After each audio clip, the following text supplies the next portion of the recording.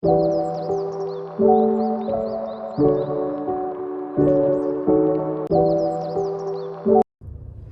how y'all doing? It's been a minute. I'm in my car. Got some Taco Bell.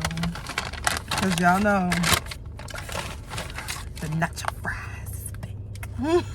Love nacho fries. And I got a crunch wrap supreme. But initially, I wanted to hop on here and make a video real quick. Now that my docu-series over, I want to start talking more about my time working in the library. Problem with dipping sauce. So that way won't see my side profile as much. Yeah, even as a lactose intolerant person, still eat the nacho cheese that go with the fries. But I want to talk more about really what it's like working in the libraries, and I had an idea about what it's like to work in public libraries versus academic libraries. And so this video will be about the public, because I recently made my private, I would say since 2013, I had a personal Instagram account that I made public now called Evie the Poet. And that's where I'm gonna be posting all my library content and writing content. Because now I really do want to keep expanding my brand that I started. And so far I've gotten a good response. And people seem to really be interested in knowing that my lifestyle as an archivist.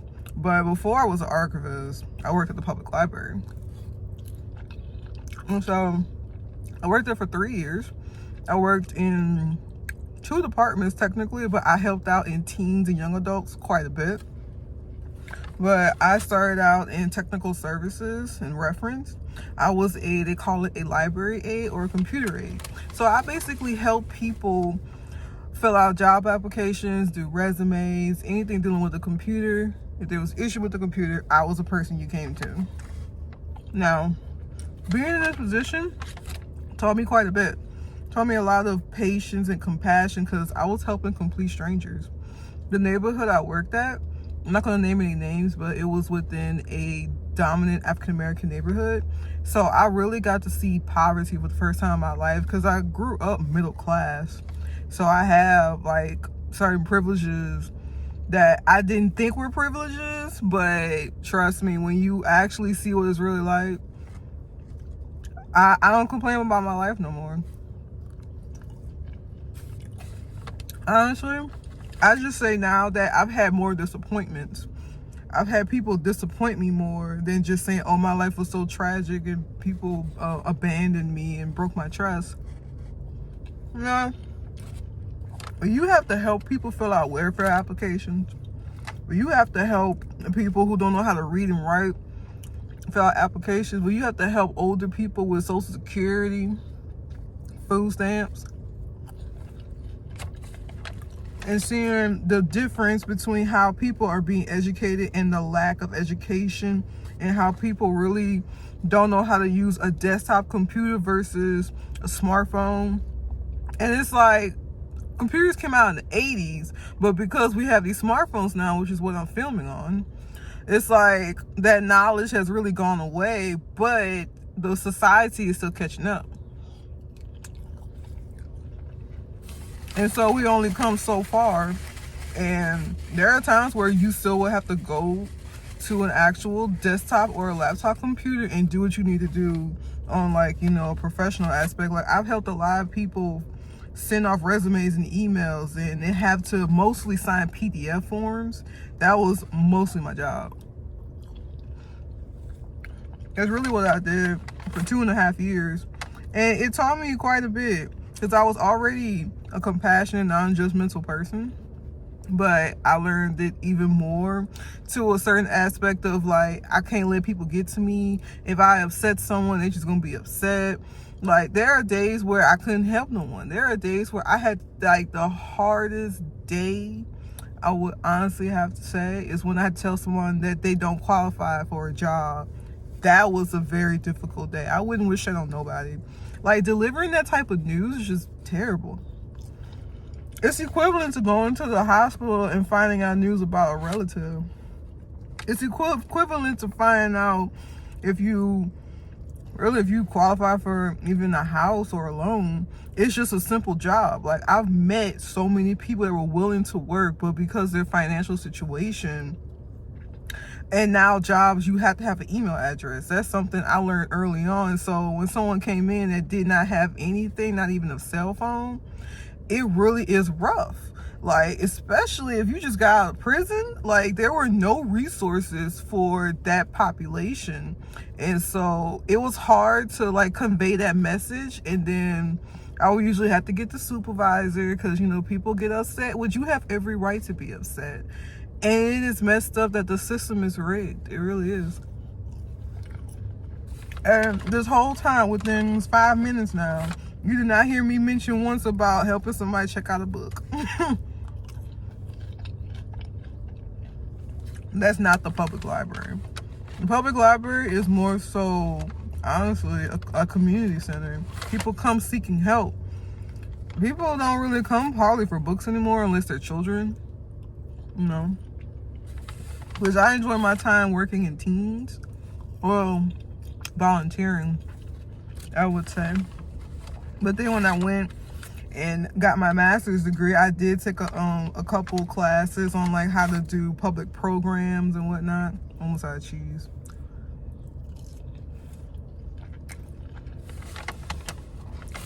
And I wanted to take a story time class to learn how to do story times, but I figured it can't be hard if I, you know, just go ahead and do it, put myself out there and try to do more story times that, you know, I could fulfill something that I really wanted to do. And so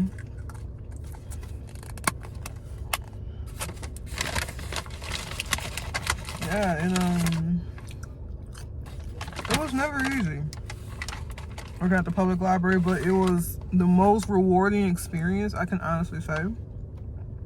Because even though I've dealt with my challenges and I was still learning about myself, because I was 23 when I started this journey. And when I finally got a promotion after like a year of interviewing, because I sucked at interviewing. Like, I had to build up my skill set and my communication. And honestly, being in that position and talking to complete strangers, like, that helped me out. And then the like encouragement of my coworkers helped as well. So that when I finally moved up to circulation, it's like I'm already dealing with strangers. I already know exactly what needs to be done. And now I'm just helping them check out books, like, literally. But because of the branch I was at, sometimes people at the reference desk didn't want to be at reference. So I was doing reference and circulation. I would literally be answering the phones, and people would be asking me reference questions, not to go ahead and answer it, because whenever I look up, there's no one at the desk. That's completely empty. And that happens quite a bit, which I always tell anybody. The public library is not for the faint of heart. If you really want to know what it's like, besides just listening to me talk and watching this video, go watch the movie called The Public. That will alter your perception of what it's like being a public librarian. And I was just a library support staff technically until I became a full-time technician, but I was still like support staff. Like, I wasn't a librarian status. My job was just to check out books, do inventory of new books.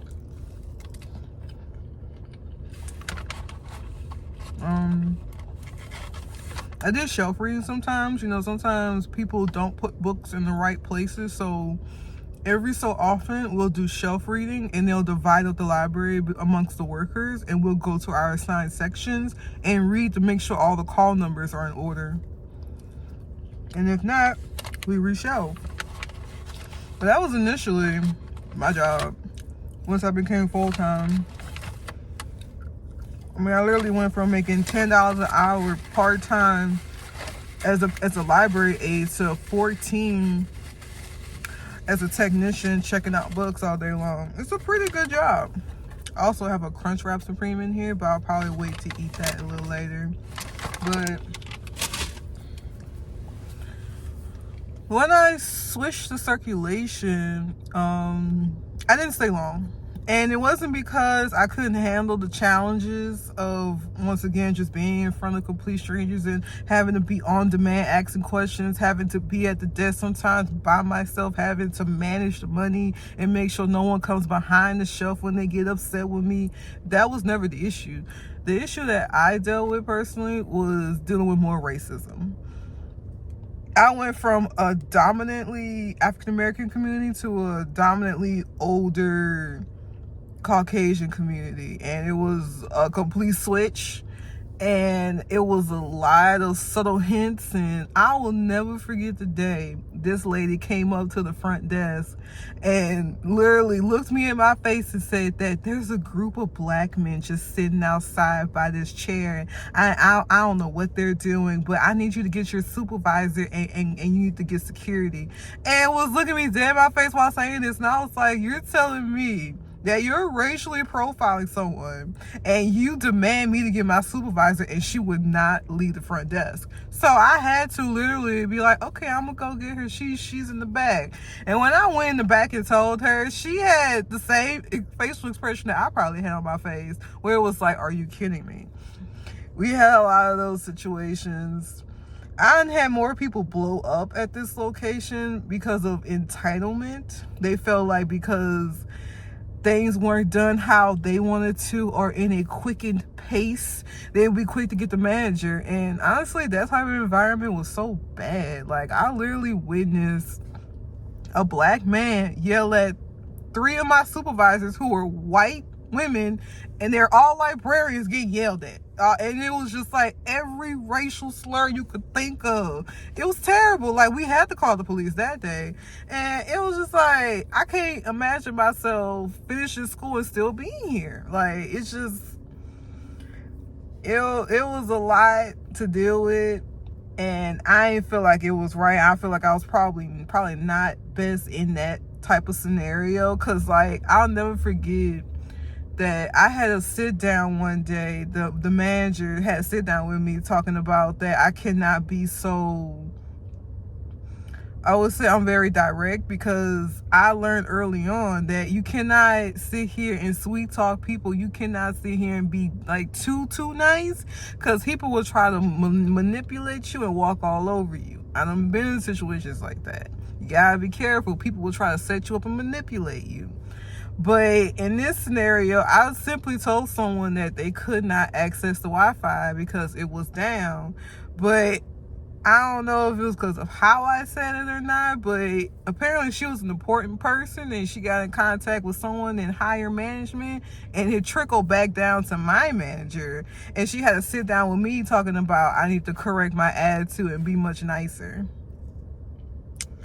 I just sat there and said, okay, because like everybody stood up for me and was like, Evelyn is never rude or mean to anyone. Like, above all else, she's way too nice. And I'm like, yeah, I try my best not to have an attitude sometimes with certain people, because I'm like, this is my job, this is what I signed up for. And I already experienced a lot worse before I had came to that location. But it was constant like, oh, I'm gonna call the manager, I'm gonna call him to do this, I'm gonna call the mayor, like, we're gonna have the news station down here. Like, it's a lot of craziness, a lot of craziness. But it's rewarding at the same time when you are in a certain community, I can say. It wasn't always bad. There were days where I had such fun helping teenagers and helping adults and their children check out movies, check out books. Like, sometimes I utilized the skills I was learning in library school at the time to help patrons, and it was pretty cool. It's pretty cool. I wish I, like, there are days I'd be like, I wouldn't mind going back to that environment, which the next video will be about academic libraries. There's a reason. The only downside to working at the public library is that you work. Hey guys, so my video had got cut off when I was in the car talking to y'all about, academic libraries, and I don't remember the last thing I said, but initially, I am going to close out the video now since I'm able to finally recover my phone storage. Like, literally, it cut me off mid-sentence, and I went on to do this October challenge where I try to do more fun Halloween activities and go to like pumpkin patches and like bake cupcakes and whatnot, and go get my nails done and go to a costume party, you know, just trying to be more active, because I am trying to get out of this funk depression of I would say a significant person from my childhood passed away, and it took a while for me to recover from it. So I'm trying to get out of that mindset and get back into exploring Houston, exploring where I am. But oh, that's right, I was talking about public libraries, my bad. The next video will be academic, and that'll be posted up probably next week. And so honestly, my overall experience, if I had to go back to the public library, I would. I had so much fun just meeting complete strangers and helping people. Like, that doesn't ever faze me. It doesn't even bother me of helping people, because that's initially what got me into going further along into doing outreach. And I'm hoping I have more outreach opportunities in the academic side of things. But I'll let you know how that's been, because I've been in the academic space since 2021. And so far it's been quite interesting. So stay tuned next time for more library talks, and might even do more story times on Fridays. See you guys next time.